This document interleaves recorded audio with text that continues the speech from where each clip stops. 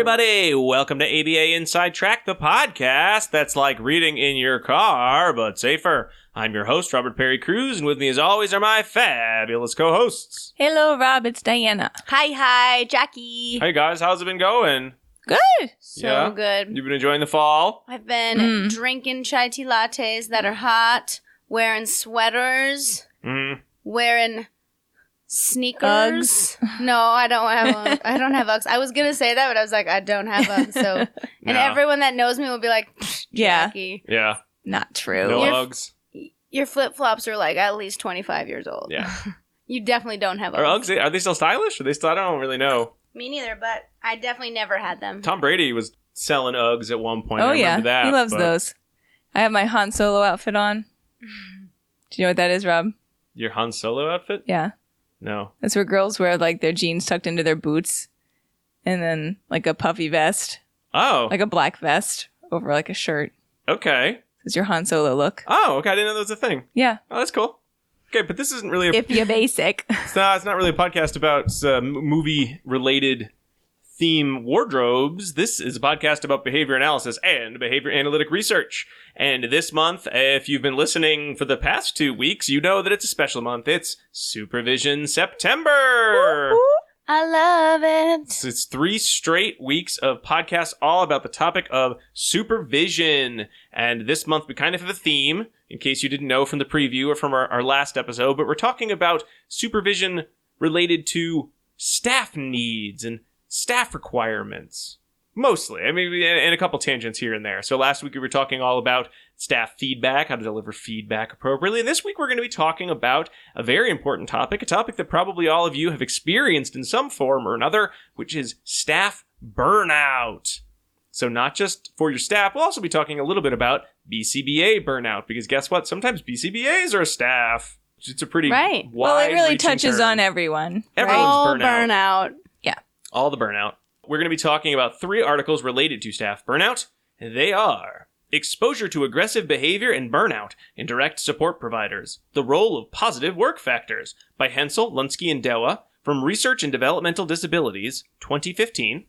Predictors of Intention to Turnover in Behavior Technicians Working with Individuals with Autism Spectrum Disorder by Kazemi, Shapiro, and Kavner from Research in Autism Spectrum Disorders, 2015.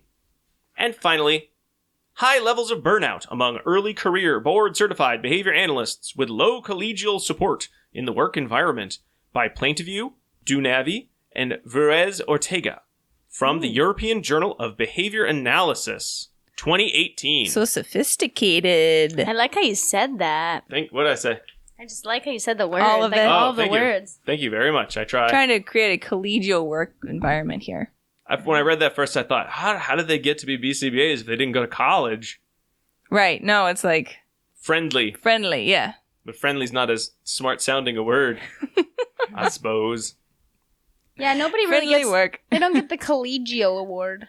No. You just get like a friendly award. I haven't got one of those either, to be honest. High school, I did. Oh, I was voted most shy. I was most friendliest. That's nice. Yeah. Those are nice things. Shy's nice too. I mean, at least you got voted something. You could have been voted nothing. That's true. It made no impact. I did. Were you like successful or something too? I feel like you got something Yeah. else.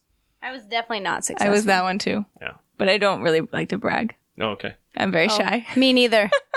I was Sunshine Award. Okay.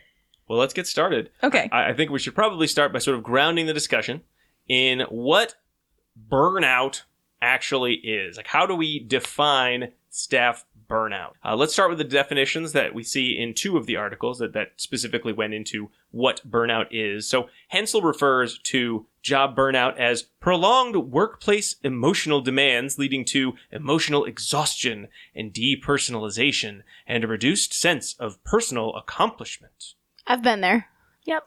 Plaintiview pretty similarly describes, it goes into a little more detail, that burnout is a result of, again, prolonged exposure to job-related stress. And that stress usually stems from some sort of an imbalance between the demands of your job and the resources available to complete those demands, as well as any issue that's going to raise some sort of persistent conflict in the work environment. This often could be also, too, if you have some sort of a demand and it's unachievable for a long period of time. Which again, I think that tracks, thinking about when did you have a project at work? It just felt like I can't get this done. There's no way to get this done. It feels impossible. And over time, that really does start to kind of take a toll on your emotions and your ability to handle everything that's going on. Yeah.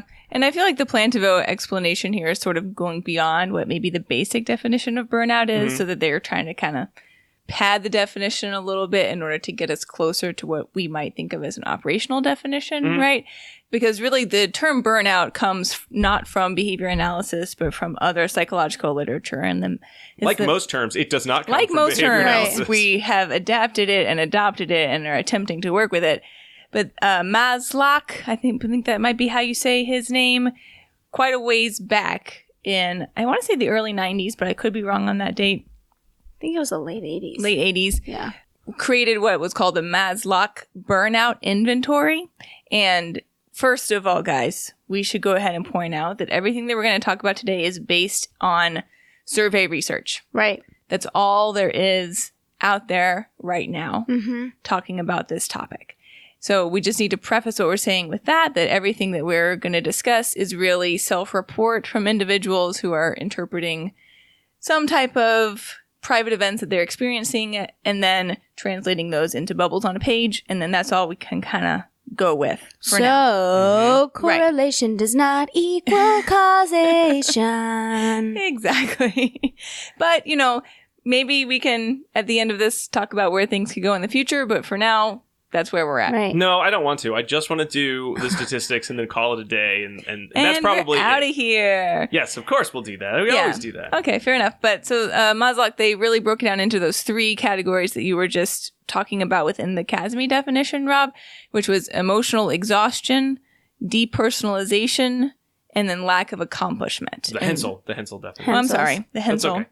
definition. And those are sort of the three ways in which they attempt to determine if someone is experiencing burnout in their job. And time and again, it comes back around to that emotional exhaustion piece is kind of like the main cornerstone of burnout or what can develop into burnout. But just hearing those terms still doesn't give to me that good of a measure of what do these things actually mean. Right. So, right. Burnout like an abolishing operation for all the reinforcers.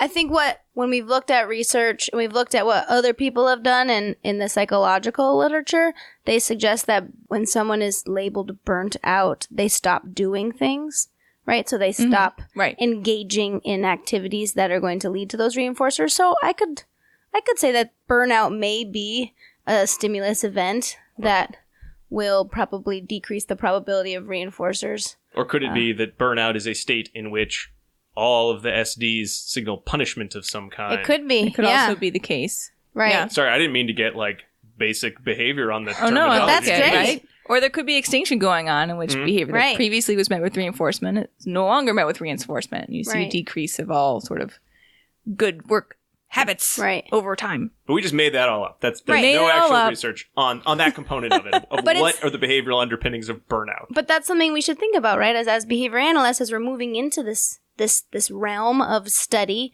right? We have this correlational research that has been done now, and now it's our turn. It's, we've got to stand up.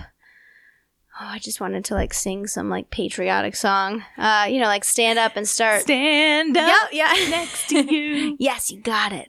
And look at how we can operationally define this, and then look at the motivating operations in the environment, look at the consequences, and try to predict when and where burnout's going to occur and when it won't occur, right? So that then we can inform people of what to do in those situations. I mostly came up with the idea of the possible MO in terms of, I think, the metaphor of the emotional exhaustion, similar to when someone has not eaten enough, when they're not sleeping enough, and how it's taking some sort of a toll on their body where, they're sort of deprived from something that they need, and it's making any reinforcer related to not being in the situation you're in, any behavior that'll get you the hell away from there is suddenly important. I mean, and that's, when I think of my own personal times in my life I felt burnt out, it really has been that sense of I have to get out of here. And certainly most of the literature that's looking at burnout is doing so because of the costs, both literal costs and figurative costs of burnout, which again, burnout, when we think of it, is usually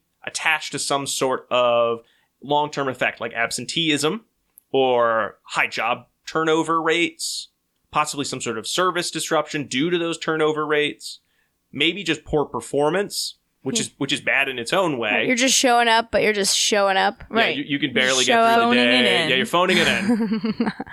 And not just, for like a couple hours because you're a little tired after a long weekend, but, really just every day. You can't do anything other than the bare minimum. Or even just showing up. Yeah. Yeah, and that's most of this research, of course, has not been done with direct care healthcare providers. It's been done with people in other types of work environments where there's no real result of phoning in other than a loss of productivity for the company, right? But here we're talking about something entirely different. So if we're talking about burnout for direct care staff, then we're talking about clients who are no longer getting the level of services that they need in order for them to learn and develop the skills. The loss of productivity for the company is resulting in a loss of appropriate services for individuals as opposed to like, oh man, our widget factory is just not as efficient as it used to be. I don't know what burnout's going on in that factory. So many widgets. The arrow just keeps going down. And cogs. It's like the Jetsons. They had Spacely Sprockets and Cogsworth Cogs, that might maybe. Be it. Something like that. Something like that. And then, of course, there's the sort of positive feedback of, oh man, everyone at this job has had burnout, which means there's all these absent people. So now I'm stuck at work. Now I'm even more burnt out because no one's here to help me with my job. Yeah. So now I'm phoning it in, which makes me burn out. And then we can barely keep hired. And I think anyone who's worked in any human service industry for any period of time has realized how many absences there are, how much turnover there is, and how hard it is to keep everything fully staffed. And you sort of are wondering, is this a result of just, hey, it's a tough industry? Is it a result of there's too high a need and not enough supply? It's certainly going to be all of these things. It's not like there's going to be just one. But then how much does the burnout piece play into the challenges that the industry, I should say, of human service face? I experienced burnout most significantly when I was working in high school at Wilson's Leather in the mall. The boot store? The boot and jacket. I have a wallet leather from store. Their outlet store. Yeah, because there were 3 people that worked there, and 2 of them continuously called out to hang out with each other because they were dating. And so I was always there by myself, covering shifts. You're like the third wheel at work. Over and over and over again. And I'm not going to lie, I experienced all of these. Like when you were talking about it, I was like, oh, that was me. Yeah. That was me. I'd like show up to work and someone would be like, hey, can I try this jacket on? I'd be like, meh. You want that? Whatever. It's probably going to stain in the rain. Like, I wasn't selling. You weren't out there polishing all the snakeskin boots every morning. I wasn't, doing my extra, like, you probably should get this rain protectant. But yeah, so I felt that. I was like depersonalized, right? I just showed up, did the bare minimum, was super sad about it, was really stressed because I was like, I'm not going to get a bonus because it's just me. Yeah. How am I going to live? Did you get lots of free sweet leather? I didn't wear leather at the time, so no. It was just a job. That was a good story. Yeah. Yeah. I remember being burnt out. It was my last year in which I was, I don't want to say just a teacher, but that was my only role was as a you were a special direct care education teacher. staff? I was direct care. Okay. I was a teacher in a public school system.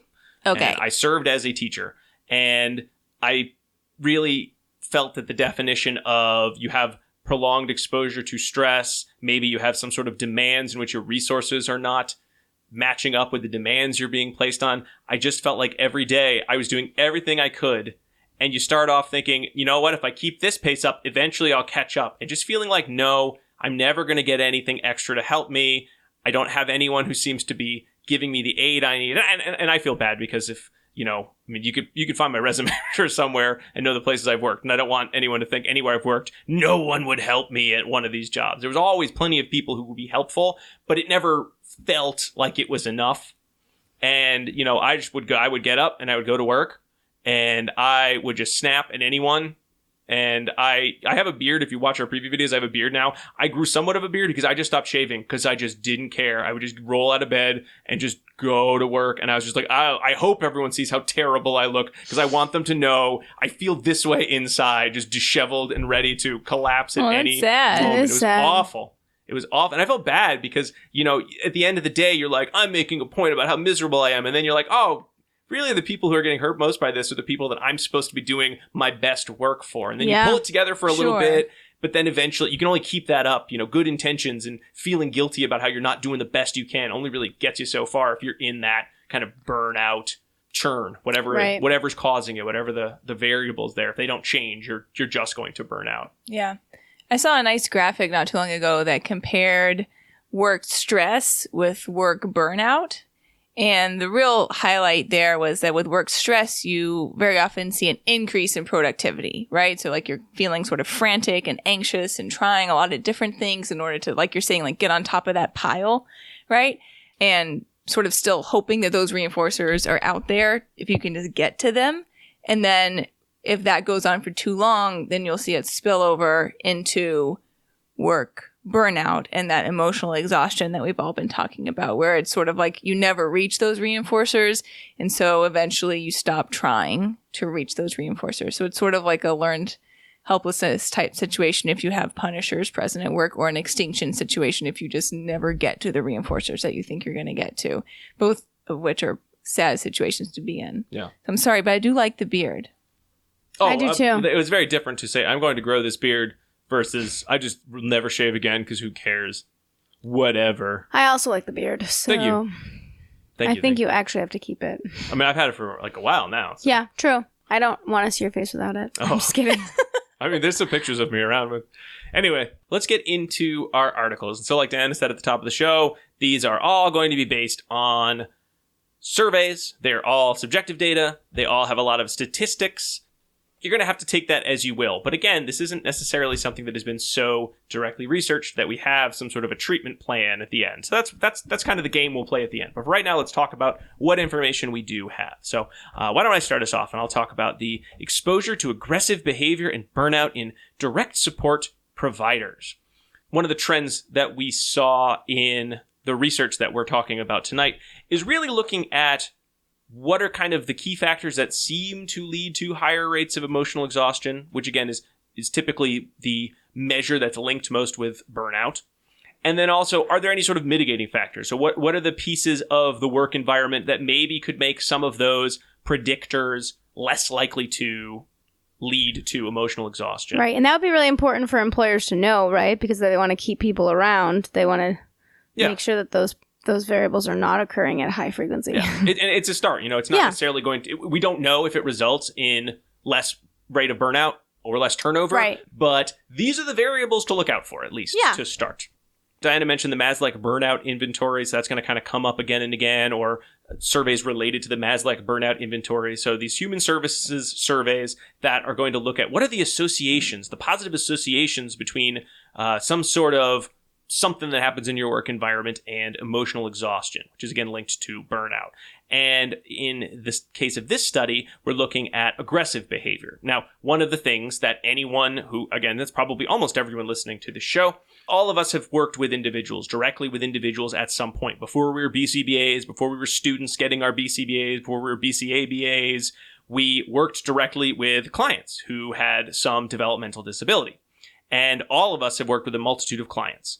And while not every individual with developmental disability certainly engages in any aggression, it is something that I think is usually seen in this field. You see some amount of individuals who are going to engage in possibly high rate or high intensity aggressive behavior. So all of us have been involved with cases where there's been some sort of aggression, either to the client, to themselves, to others, to us directly, to the environment. And it's sort of been seen in previous research that if you look at aggressive behavior or situations in which a lot of aggressive behavior occurs, you will see higher rates of emotional exhaustion on some of these burnout inventories. Right, or more stress. Yeah, you'll see more stress overall, yeah. Now, it's unclear, just like with everything we're talking about, but why? Or what does that actually do? Does it do anything? Is it just sort of correlated? That aggressive behavior is kind of correlated with exhaustion? Does it matter what kind of aggression it is? Is it some sort of aversive stimulus that leads to staff avoidance, which is considered to be related to burnout? Is it some change in emotionality? Who knows? And then the big question of how could we make any of these emotional exhaustion variables go away from our work environment? So one of the things that this study hoped to do by looking at statistics, I wrote that in all the notes, and then statistics occurred, mostly because I don't understand statistics at this point in my career. Statistics, and then you're like, exclamation point. Was looking at something called a moderator. when we talk about something being a moderator certainly in these kind of statistical analyses, we're talking about some kind of a variable that is going to affect the direction or strength of some sort of relationship between, an independent variable and a dependent variable. So again, when we're talking about staff burnout, is there a moderator, something that can change how important some variable is in a high rate of burnout or high rate of emotional exhaustion, whichever you want to refer to? Certainly, there's lots of research, and we'll talk about more of it, that looks at staff engagement. So staff feeling positive, feeling like their work's fulfilling, having a positive state of mind is negatively correlated with rates of emotional exhaustion. Staff tend to report that they like being inspired. People like feeling motivated at work. Okay, that's good. But again, that's just a subjective value. It doesn't necessarily result in anything. It's all reporting. So the purpose of this study was to look at, do these positive work factors actually contribute to emotional exhaustion in the terms of serving as a moderator? And when you find those factors, will any of them function as a moderator? Like, will you see that in the data that, this is a high rate of emotional exhaustion, but if X occurs, that rate of emotional exhaustion reported on decreases? I love that, though, because when you said that, I was like, how am I inspiring others at work? Like, because, we're in the middle of the first, part of fall, and, like, people have been in the honeymoon period at their job. They're like, things are going to be different this year. But now, right, we're at that part where it's kind of the things are going to be different this year is over. Or soon to be. Or soon to be over, Yep. right? So how are you going to, bring in that, motivational speaker that's going to be like, you're changing the world. You can do it. I don't care how good your invited speaker is. Right? I can't imagine that. And if you had the best speaker, that's going to get you through the next 9 months of whatever. Can't wait. Worry. I mean, I'm sure there's a benefit to it in the short term because it is fun to have a good speaker. We all see really good speakers that get us all pumped up. But Right. again, is that actually going to result in lower rates of Right. burnout overall? And Probably if you tell not. me, of course it will. That's the only thing to do. I'll say you are lying. Yeah, probably not. What if you frame inspirational quotes and put them in the bathroom? Yes. That I mean, works for again, me. that It might does be work for me. that might be nice. I don't know. You know what I like to do? For years, What'd you do? I like to take the thing from my tea and I like to clip it off and hang it places. So I have one tea thing. Do they say fun things? Yeah, they say motivational things, Oh, right? nice. Yeah. And I've had literally one little tea tag for 10 years because Nice. and it's in my office and it's taped to my blackboard, close to my That's desk nice. so I can see it. Every morning when I grab my tea, if it's not Starbucks, I look at the little tea quote and I'm like, is this better than the one I got 10 years ago? And it hasn't been yet. No. But- I got some fortune cookie, little fortunes that I like. One of my favorite being, you are smart because you do things smartly. Ooh, that's a good one. True or not, I don't know, but it was in the inspiring. cookie. It's inspiring. I do like to look at it. Anywho, the overall model of this study that the researchers put out, and they have a really nice figure that shows this, is a hypothesis that exposure to aggressive behavior, as I think we'd all kind of assume, if you're going to put your bets on, leads to higher emotional exhaustion. That sounds like That makes sense. Workable hypothesis. And others have shown that too. Yes, and that has actually been seen in other studies as well, yes. And factors like the contributions of work, positive contributions of work, and self-efficacy around your abilities to handle being in these situations, to handle this challenging behavior, will moderate this relationship. So the more you have positive contributions in work and the higher your self-efficacy, so your sense that I can handle this, I can deal with this challenging behavior, the less emotional exhaustion you will see. That's the hypothesis. So Yeah. they did the following to test their hypothesis. Right. And one caveat for listeners that are going to read this article, they use the EE a ton. So just recognize that's emotional exhaustion because I had to keep going back. I'm like, what is EE again? Oh, Yeah. yeah. Do your readers Which a is favor, funny. folks. Don't use all acronyms. I know. I was like, I'm not sure what this is. They had DSP, they had EE, Yeah, he had a lot. So, L- WMS. Yeah. Oh my God. so write them down for yourself when you're going to read them. And then you can refer to your note card later on because I had to keep flipping back. Yeah. And I was like, flip. I wrote them all out in my notes because I was like, I'm not looking back. Yeah, good work.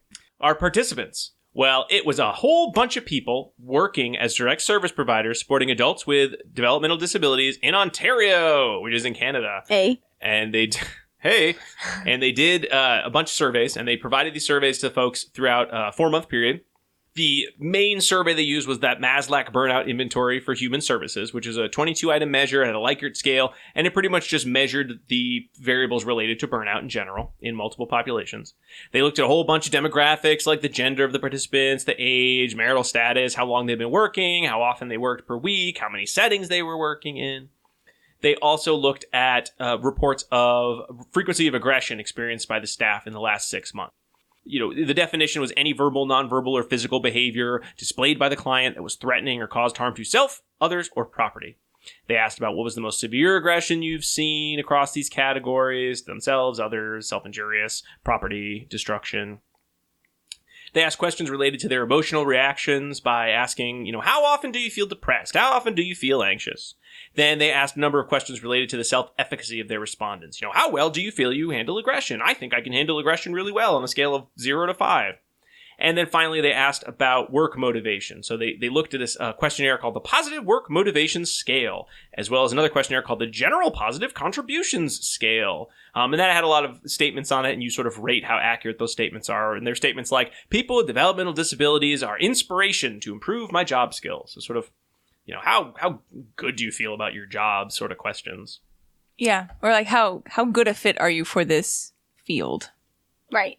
I wish they'd given more examples of some of those questions, because I felt like some of the workplace motivation, the self-efficacy, they're such weird, broad terms. Right. Oh, yeah. And like demographic information, but some of the demographic information felt like it really made more sense to do in the self-efficacy or the workplace motivation. It felt a little, there's so much, and I needed more concrete examples because these questionnaires are way outside my wheelhouse, or they're way too subjective. Right. An appendix might have been helpful. I didn't see one. No, there wasn't. I looked because I really wanted more detail about. It's like self-efficacy again. Right. That's such a... I obviously think I'm doing a good job, but that doesn't mean I am. Right. Well, it's just your report. Yeah. It's their report of how well they think they do their job. Right. Everyone says that I'm great at my job. Of course. Most people who would put themselves in like medium for self-efficacy are people who are like actually understand what their job is. I appreciated and thought it was interesting at the same time when they asked about, are you married with children?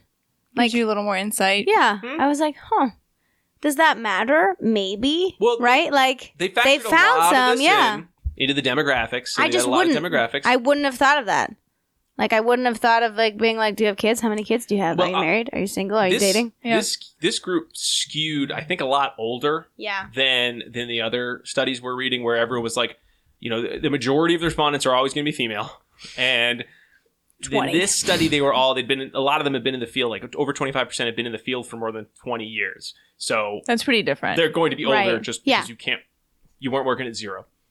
So they had 671 respondents who noted that they were exposed to aggressive behavior at least monthly.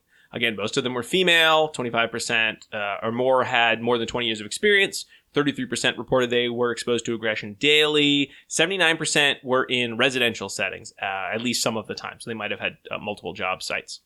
There were, a number of correlations. I don't think we need to go into all of them. I mean, certainly I think some of the more important ones related to the emotional exhaustion piece was significantly positively correlated with hours worked. So the more you work, the more likely you were to see a higher rate of emotional exhaustion reported. Motivation scores were significantly higher among females, as well as people who worked in multiple settings. I mean, maybe the reason they work in multiple settings is because they feel so good about their various jobs and how important their job is. Who knows? Or they've been more sought after by different companies. They have more experience. That could be too. But this was their own report of how they felt about themselves. And which, I mean, again, being more sought after might make you feel better about yourself. Maybe they're just cocky. Could be. Because they're older.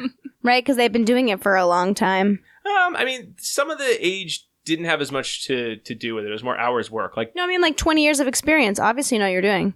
Yeah, but some of those, I don't think that had as much of an importance in the statistical analyses they were looking at. That's true.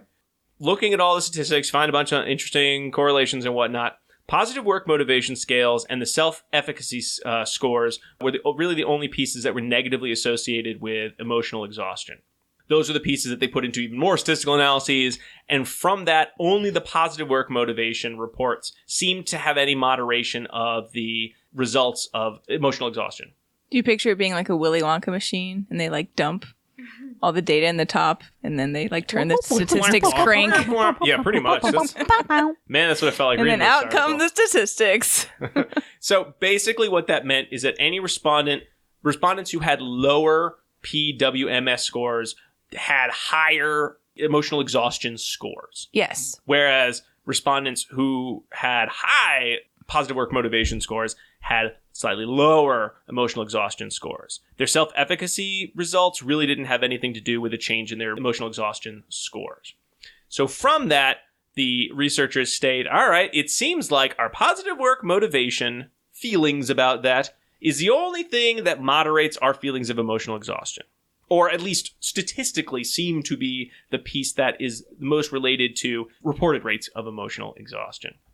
Now, the problem we have with this is the problem we're going to have with all of these articles is that what the heck does that mean in terms of how you would change what goes on in your work environment? So it's great to say, do you know positive work motivation is important for maintaining low rates of emotional exhaustion? Thanks. I'm going to take that and do something about it. Again, all we know is that there's some sort of a moderating factor. We don't know why there's a moderating factor or what that moderating factor actually looks like. Of all the results they could get, this is the one to me that felt the most like wishy-washy, like positive work motivation. Like what? I don't even know what the heck that is really well defined as, other than like a good feeling about what you're doing.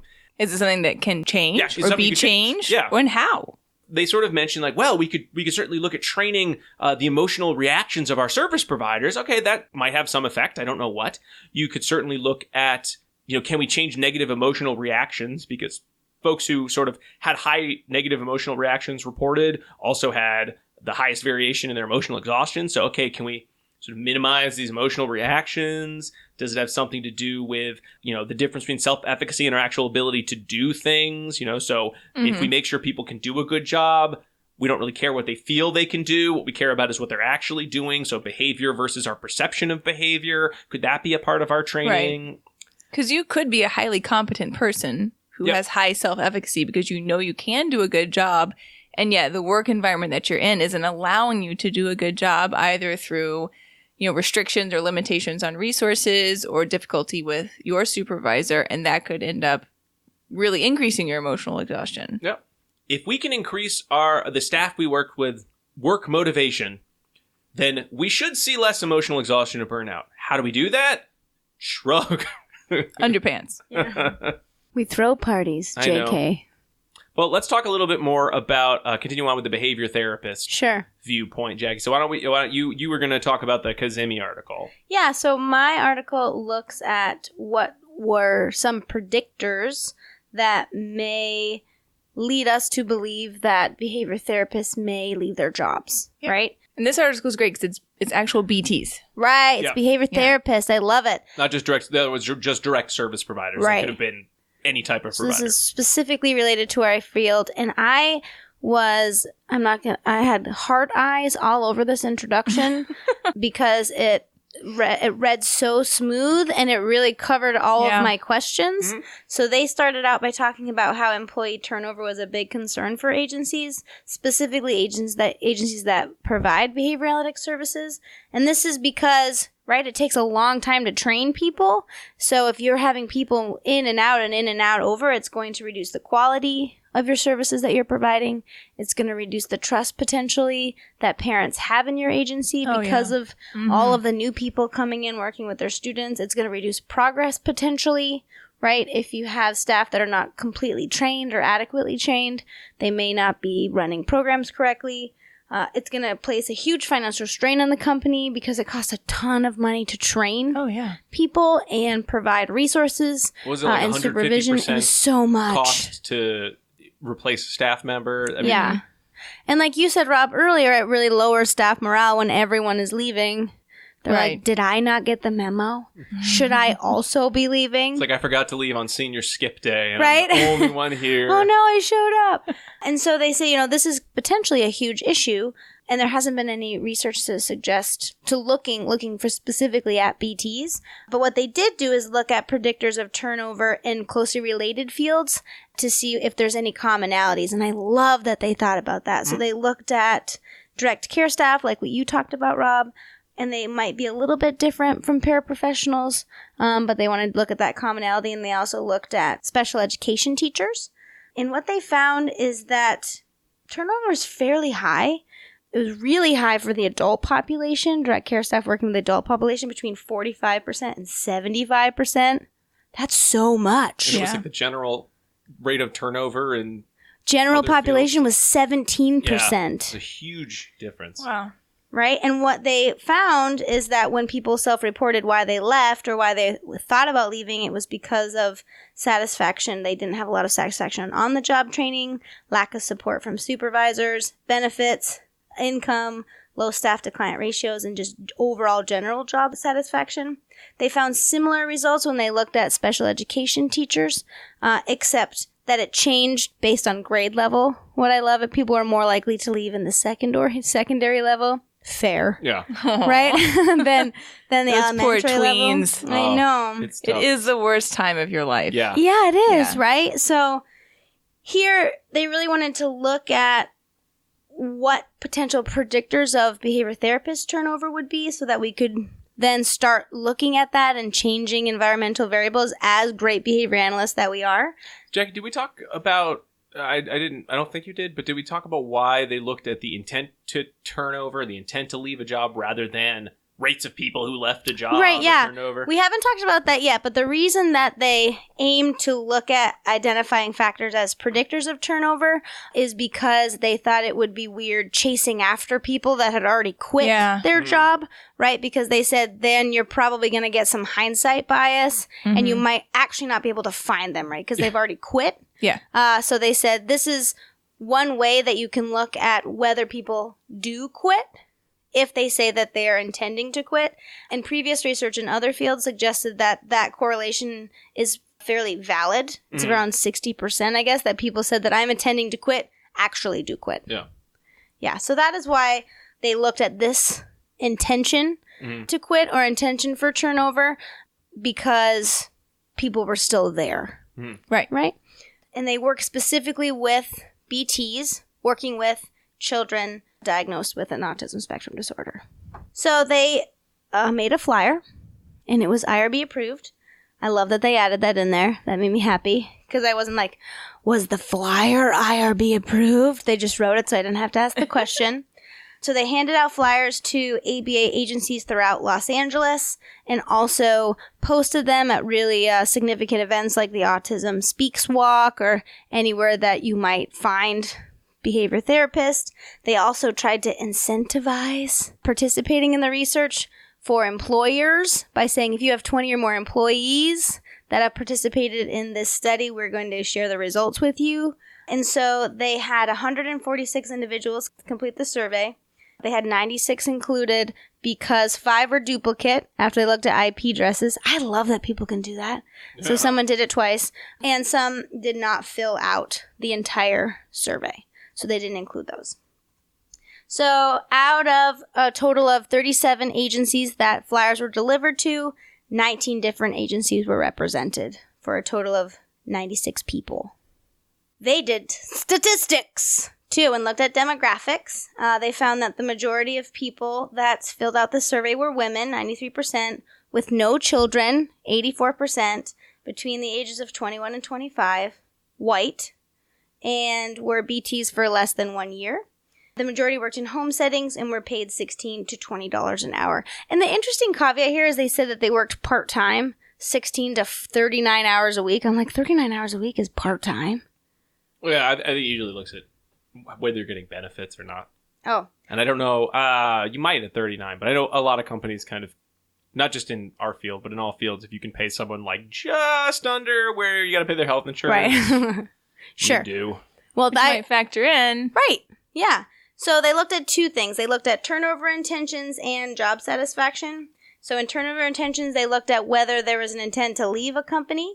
And so they asked, I will leave my job if another company becomes available, or I will stay at my job as long as I can. So they asked those two questions. And they asked some questions related to satisfaction with training. So they asked about whether the initial training was satisfactory, whether they liked the materials that were provided in the initial training and in ongoing training, whether they felt like the continuing training was optimal for their performance. They asked about satisfaction with supervision.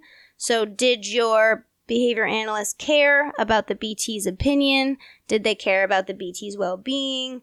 Did they notice a job well done? If I did nothing, would my supervisor notice? That was one of my favorites. And then they also asked about different aspects of a job, like, am I able to do something useful with my abilities? Are they capitalizing on my strengths? Is there chances for advancement? Do they provide me praise? Do I agree with the company's policy and practices? And then they looked at employee characteristics such as age, employment history, the severity of autism or the client characteristics, satisfaction with the company's specific variables such as pay, benefits, scheduling, and distance, which I would assume would have a huge impact on whether you were satisfied with your job. And this survey kind of took a long time. Yeah, right? 30 to 45 minutes. It was a long survey. I know. When I read that, I was like, what?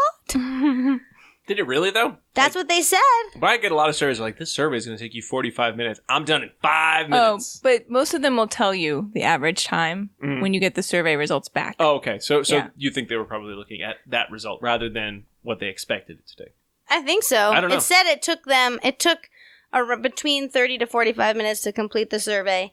And throughout the survey, they reminded the behavior therapist that it was anonymous and that it wouldn't affect their job to make sure that they were being honest. One thing I love that they did is they teased apart the variables within the survey to make sure that it wasn't just one agency that was either bringing up the scores or bringing down the scores. I like that though, right? Because that would be important if one... Yeah. They said, like, we want to make sure that not one agency's, like, really not doing a great job. And, like, then everyone looks like they're not doing a great job. So that wasn't the case. That's something else I wouldn't have thought of. Maybe there was one they were worried about. Right. Yeah.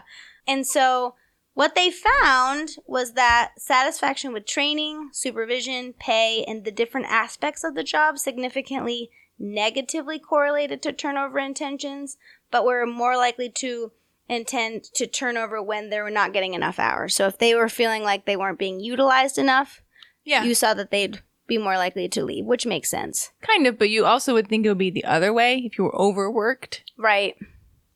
You might leave. But if most people were working up to 39 hours, then maybe that wasn't the issue. It was just if they were getting too few hours. Right. Another thing I found interesting is that the amount of pay did not equal the satisfaction with the pay. Yeah. I thought that was fascinating, right? They were like... it's the same thing. Like, oh, I'm not satisfied with my pay and I'm, getting some amount of pay. Yeah, you think the two would go together. And what they said too is like, so it's not just that you can pay people more and they'll be happier. That wasn't the case. There was a lot of people that were only getting paid $17 an hour that were very happy with their job, and people that were getting paid $25 an hour, which is above what they were looking at here as the average, and they were not at all happy with their job. So that's nice for agencies to know, right? That you don't have to pay someone $1 million to keep them. Yeah. But we need to figure out what they need to do, right? Yeah. But if they intend to turn over, then one of the factors likely could be their satisfaction with their pay, regardless of the amount. Right.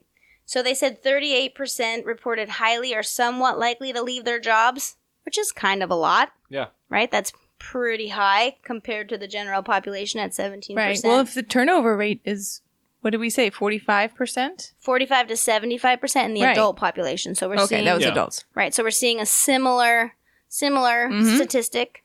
It's kind of sad because they're like, yeah, this is happening, but they didn't, again, because it's just a survey, didn't really give us what we can do. Right. We're like, yeah, this sucks, but we're not sure what we can do. So they looked at, adding more initial training, giving more practice for supervisors. They suggested adding specific periodic assessments, giving BTs feedback on how to give their supervisors feedback. But really, just more research is needed in this area, right? This is like, they haven't even laid a foundation. Mm-mm. They've got the concrete, and maybe they're going to pour it into that bucket where they start adding things to make it concrete.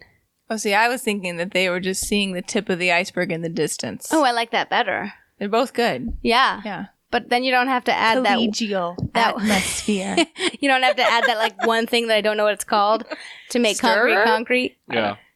But yeah. I don't know. Reactive agent? Yes. They did mention water? that the staff who reported that they were satisfied with their training typically had done about 30 hours worth of initial training. Yep. So, hey, if you wanted something that was a little more concrete than some of these other results, you could look specifically at those hours of training and how, what's the content of that training and how to, it's another survey, I suppose. But that might be a place to start with that component of it.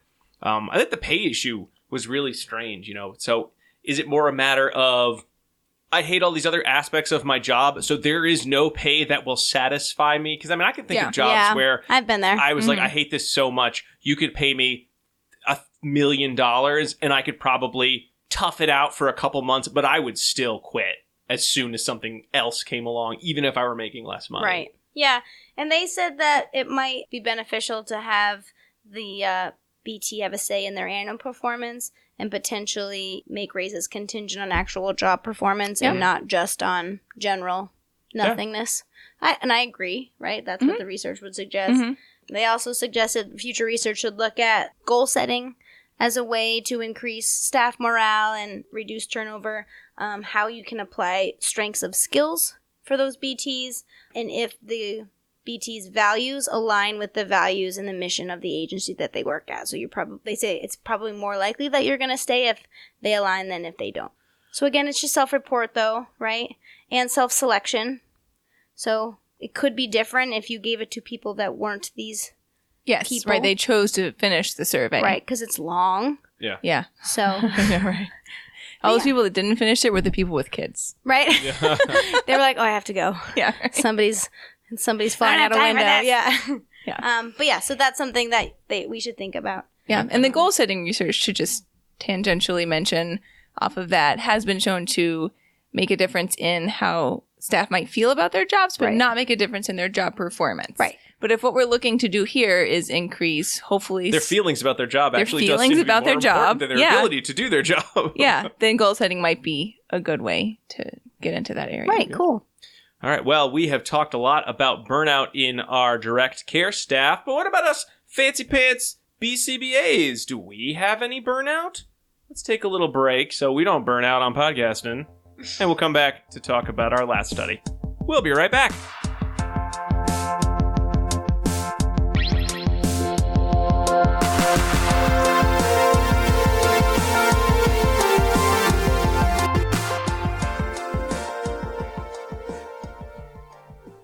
Do you want to be a BCBA? Sure, we all do.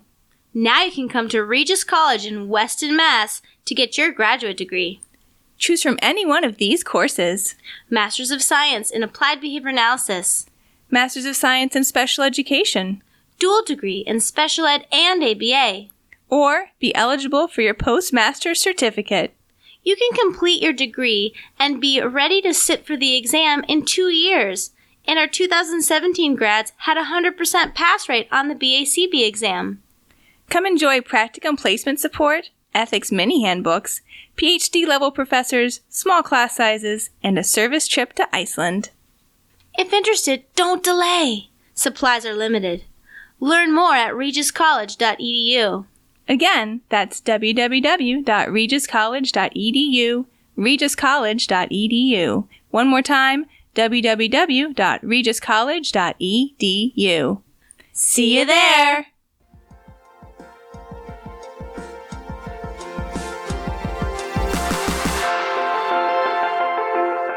And we are back talking all about staff burnout and emotional exhaustion and all of those great predictors of having a place where no one wants to work.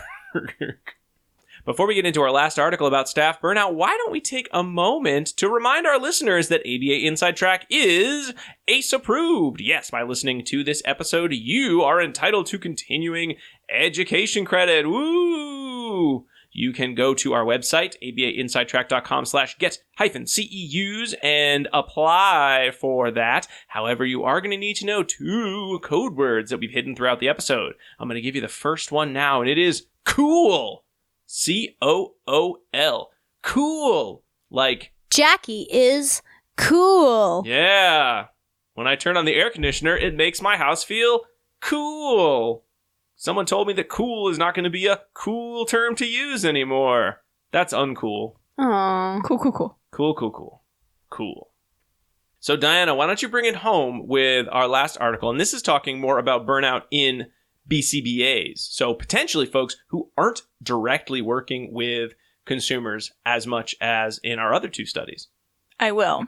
So the Plantivo study, as Rob said, it's still a survey, but they wanted to extend this area of research and look at BCBAs rather than BTs to see if they see the similar patterns of responding with regard to self-report of emotional exhaustion. We've already talked about what burnout is. The only other thing I wanted to mention here is that they made a comparison with the definition of depression with some of the same characteristics that one might see in burnout. So there could be potentially some overlap as far as behavioral presentation between those two. They talk a little bit in their introduction about job-related stress and how that may be a factor that influences burnout. And they kind of start to break it down. Like I said, I feel like this article is trying to get at, like, what are some of these causes here in ways that we can hopefully, as we move forward in this research, actually measure them. So they said there could be too many demands, not enough reinforcers present. There could be conflict in the workplace. And they said that could be coworker conflict, supervisor conflict, or conflict regarding clients and or their families. There's so many things that we haven't looked at here yet with regard to burnout, right? And the workplace is a really complex environment in which there are many different interactions, many different demands present, reinforcers, punishers. There's likely a lot of avoidant behavior going on, as well as hopefully behavior that's going to access reinforcement. But we haven't gone through in a detailed way and studied that with regard to turnover and or burnout yet. So there's so many areas that could be addressed here. Some of them that the authors mentioned were non-contingent punishment on the job. Is that a factor? Having effective escape responses or having those and not being able to access those in the context of your work, right? So being able to take a day off or need to say that I need to take a break while you're on shift, perhaps.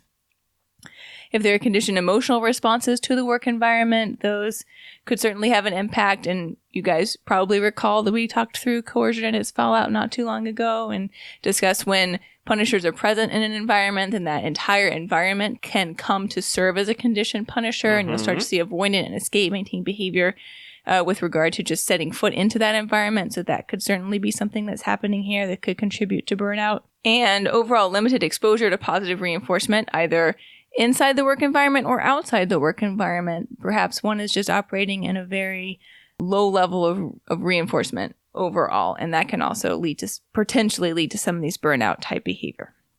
We've reviewed that there are risks for people in direct care service positions to burnout. We didn't touch on all the reasons why that might be fully, but I think it's fair to just say these are really hard jobs, right? Direct care positions are really hard jobs. You're on your feet. It's demanding. We're asking people to be neutral. You're not supposed to respond to aggression. You have to be on all the time, right. Try to be really, really reinforcing all the time, right? And that's just quite demanding.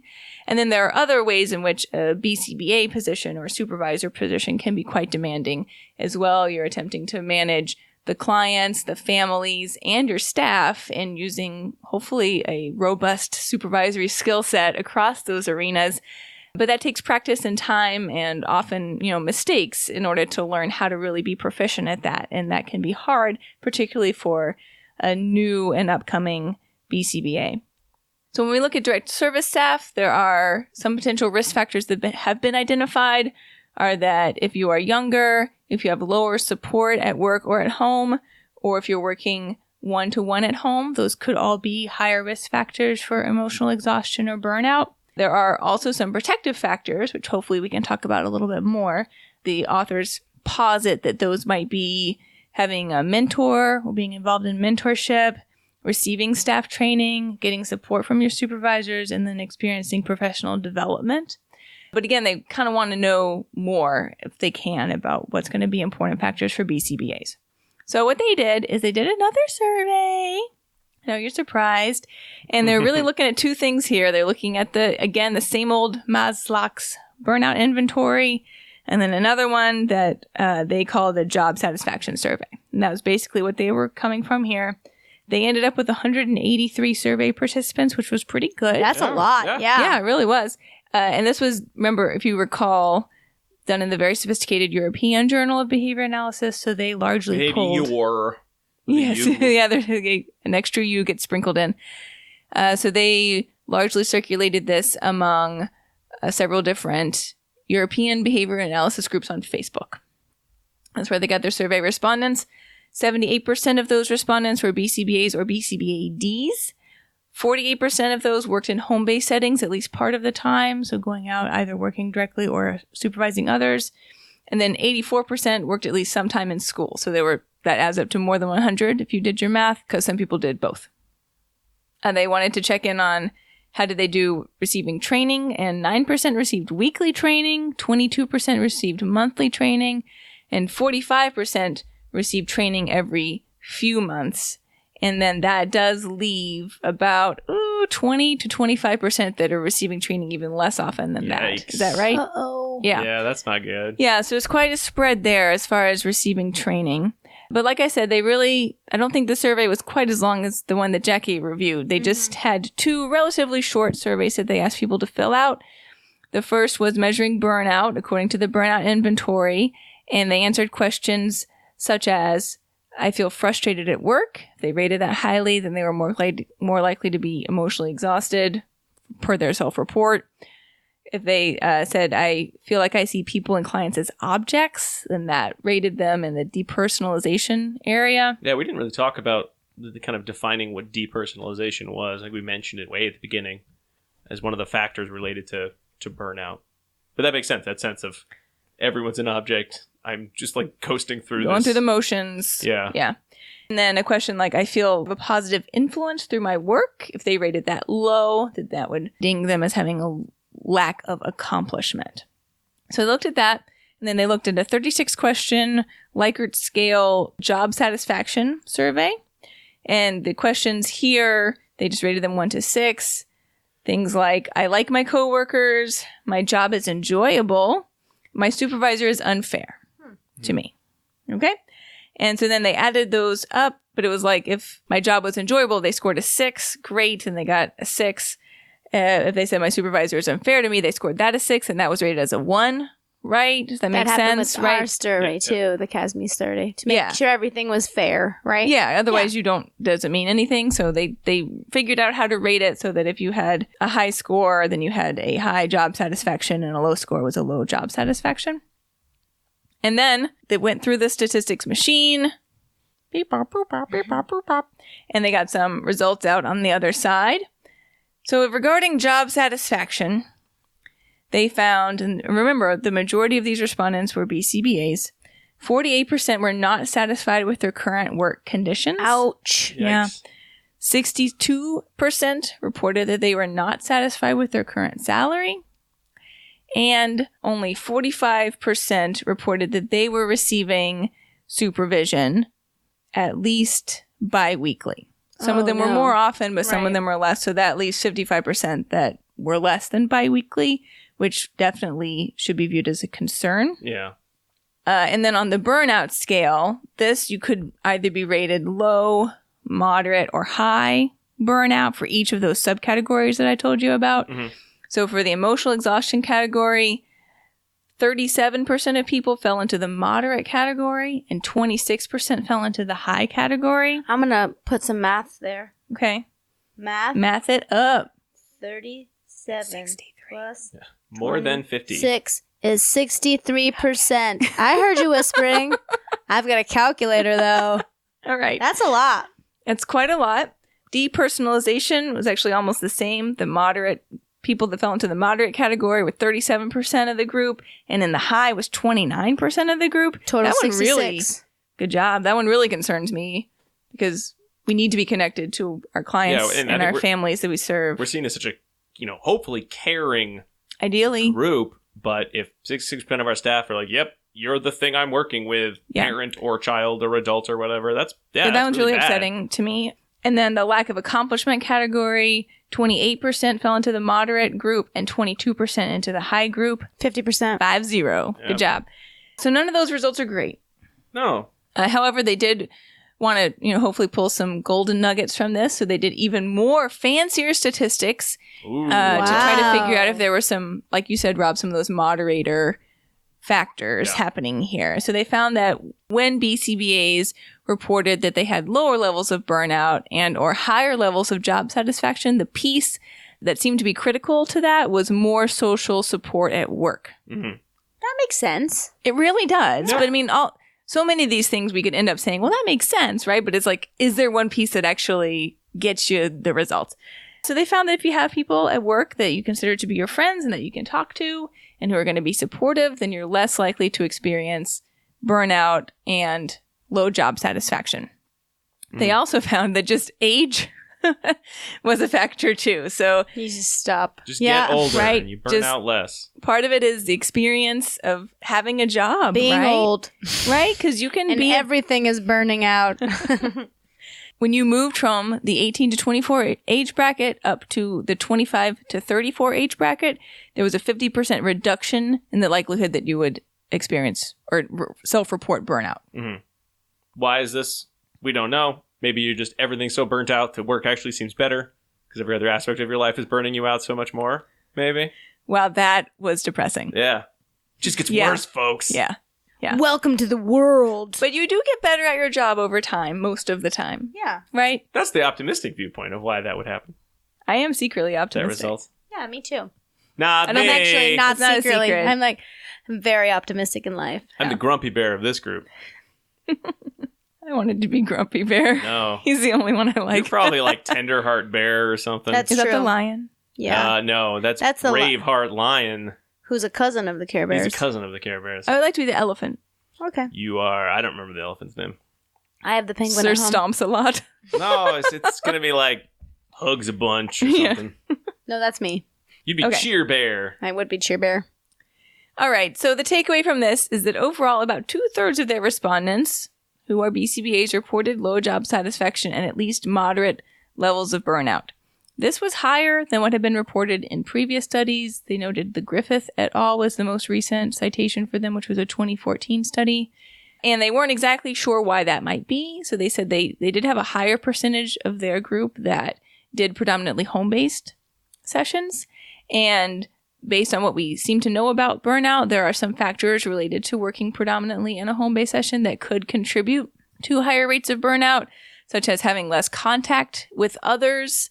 Again, so that social support is likely lower, less supervision, and there's less control over the environment in the home. So you could feel as though your behavior is somewhat ineffectual, which from other areas of research, we know that that is generally less preferred. So the question, there's lots of questions that we need to talk about, but one of them is how can we create hopefully more social support in home-based settings if we're finding that those settings are producing more burnout for BCBAs. Yeah. Well, guys, this is usually the part of the show, and it will be the part of the show today. I don't know why I said And it will usually, be. where we move into our dissemination station. But I do want us to be There's a cautious. fly on this train. Because, I'm going to zap him at some point.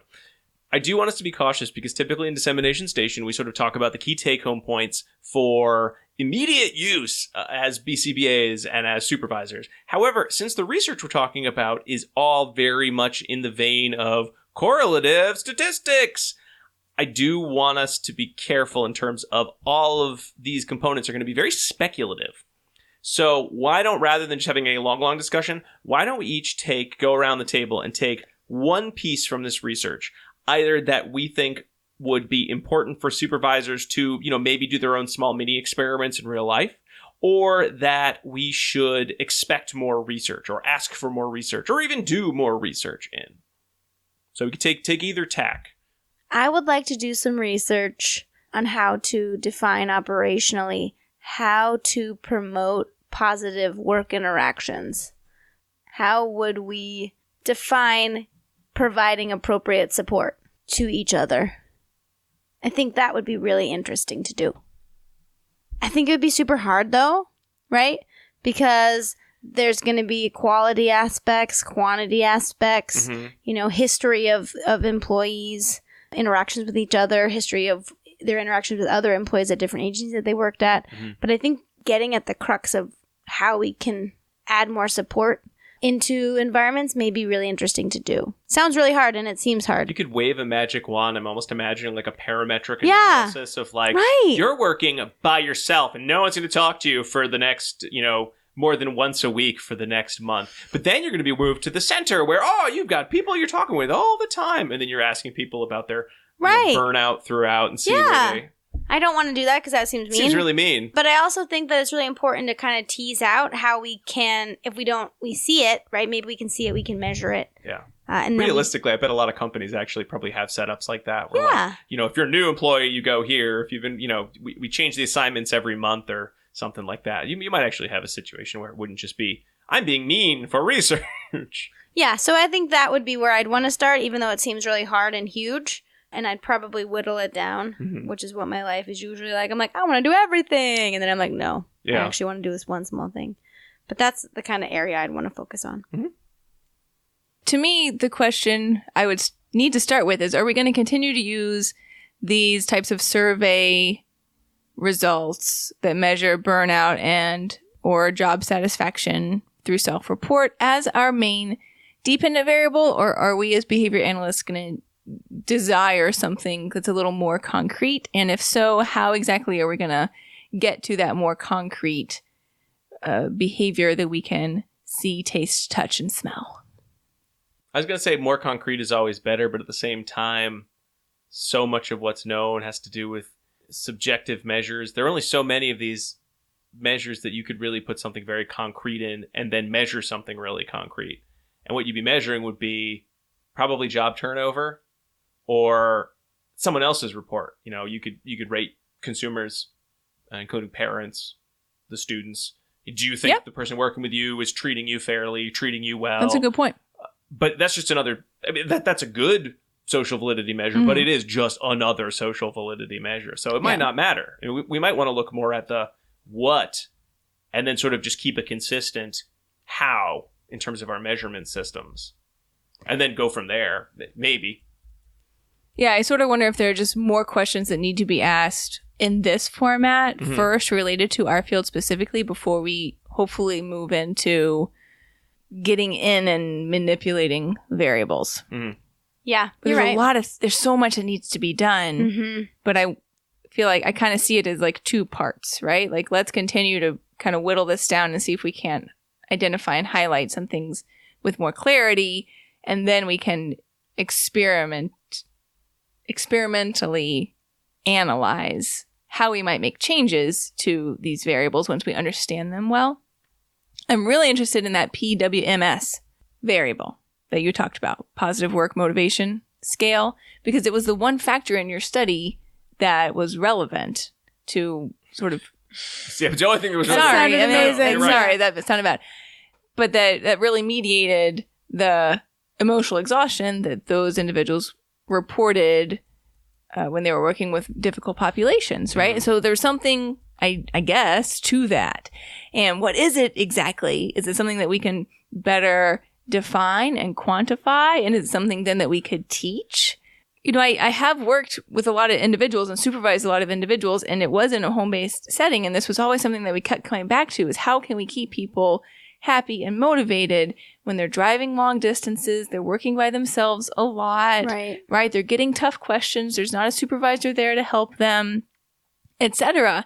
And it was always really important to me that the environment that was presented as this is our team was really positive and reinforcing. And we talked about those sort of underlying motivators that maybe for some people they were readily apparent, but maybe for others, if we talked about it, they would become more highlighted and there's something that they could turn back to when they had a hard day.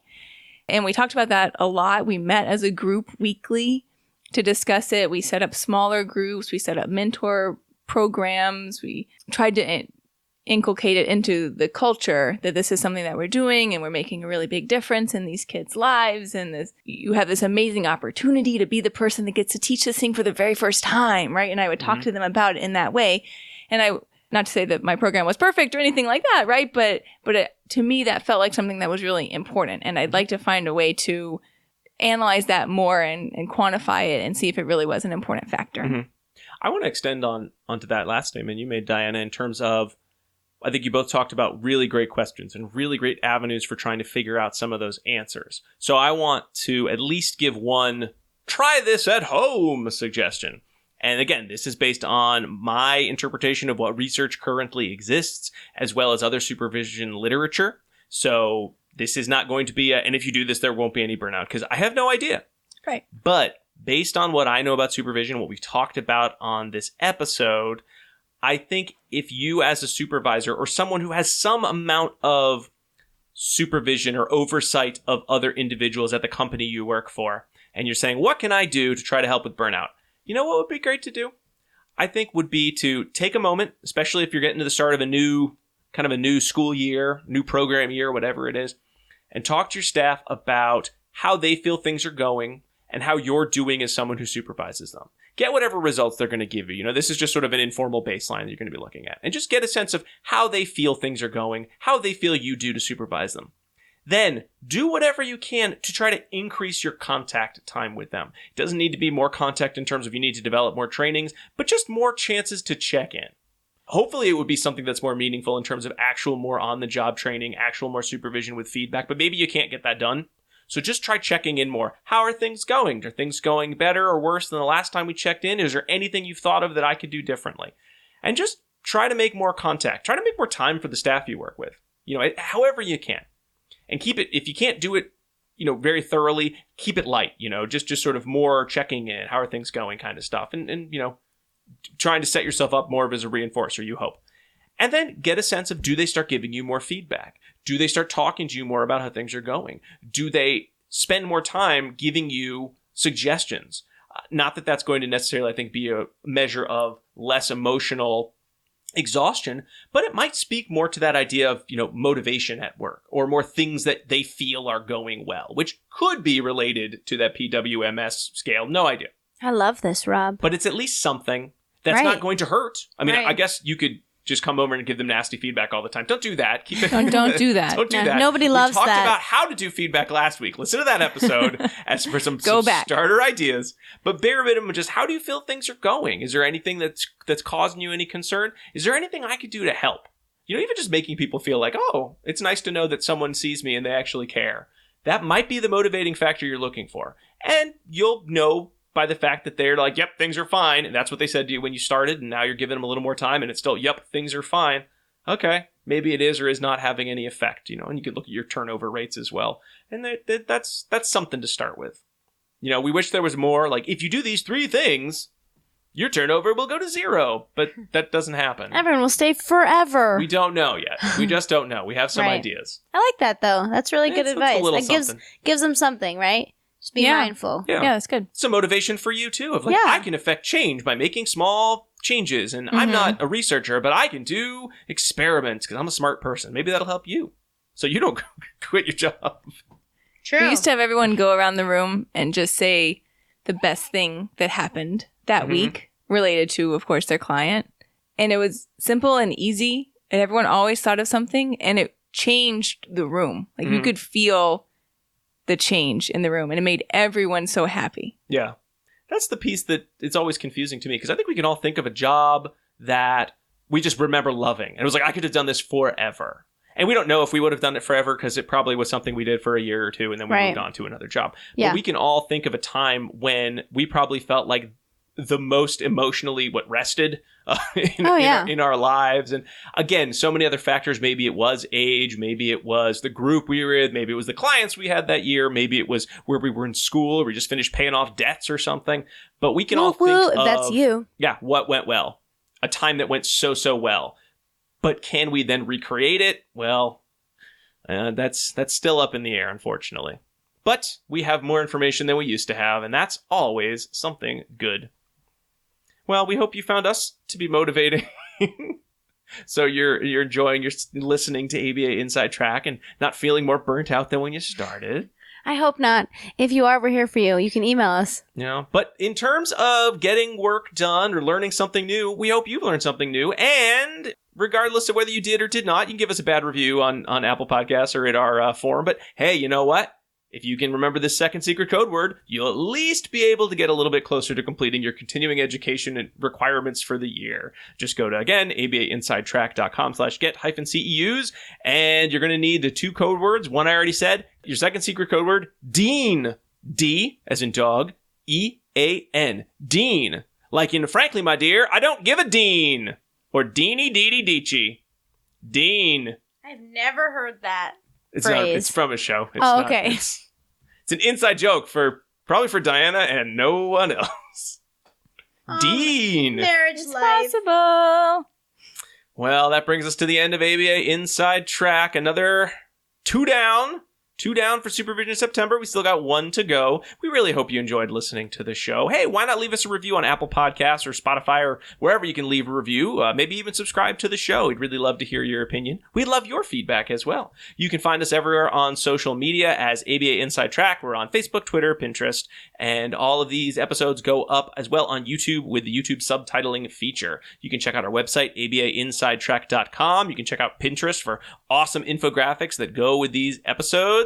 And of course, feel free to email us with comments, suggestions, topics you'd like to hear about at abainsidetrack@gmail.com.